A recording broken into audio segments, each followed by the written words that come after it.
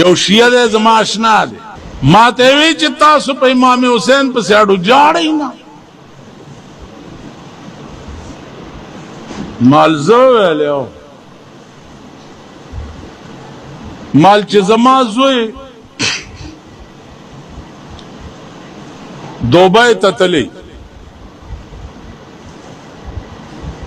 او په دوبۍ کې ډېرې پیسې وګټي او راشي ښه کرکولي په سري په جامې اغوستي ټاټ پاټ کې د جاز نه راکوش چې زه ورته داسې وګورم نو هلته په مزدورۍ خو یې خفه ومه لیکن چې اوس ورته وګورم جاړم به که خوشحالېږم نه سم ووایئ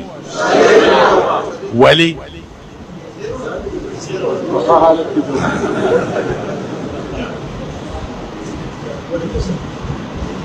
دا دوبۍ موبۍ نه چې راشي که خیال کړی که نه دی کرکل مرکل په سري او تازه کراچۍ کې حجامت مجامت کړي که نه داسې ډېر غوړ زیړ راکوشي داسې نو زه به خاندم خوشحالېږم به ورغاړې بوزم سب به کم چې ماشاءالله زما زوی خدای کامیاب راوست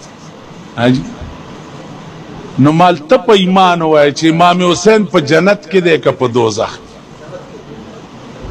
ټول ووایو نه په جنت کې مزې کې یو زه دلته ځان مې په والو مړ کو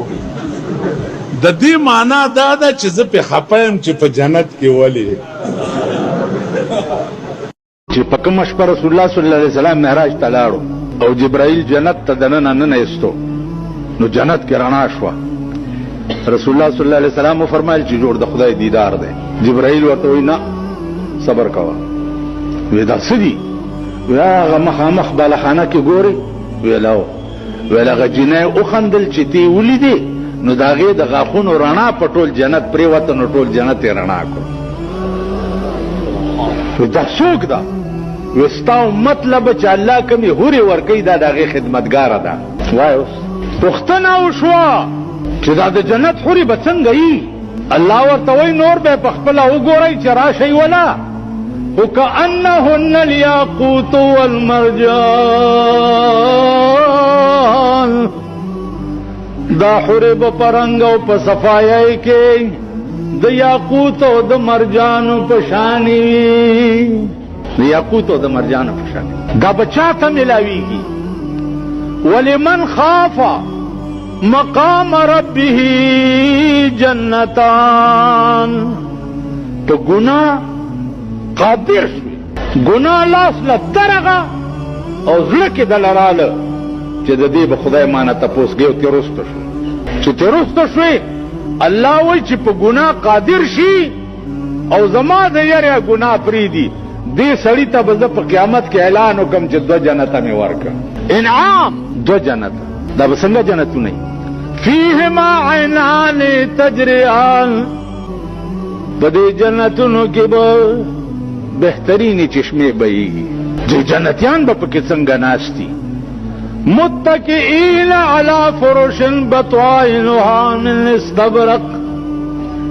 دی جنتیانو به تکیا والی وي بس تکیا به والی وي په هغه فرشونو باندې چې د هغې سټ به د شنو ریخمو نه وي او بیا وجن الجنتین دان تکیا دی والی دا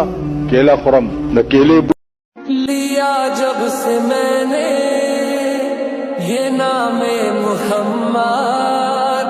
लिया जब से मैंने ये नाम मुहम्मद बड़ा लुत्फ आया सवेरे सवेरे इबादत का सौदा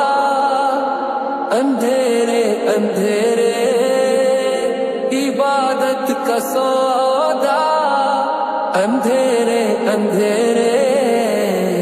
मुनाफा कमाया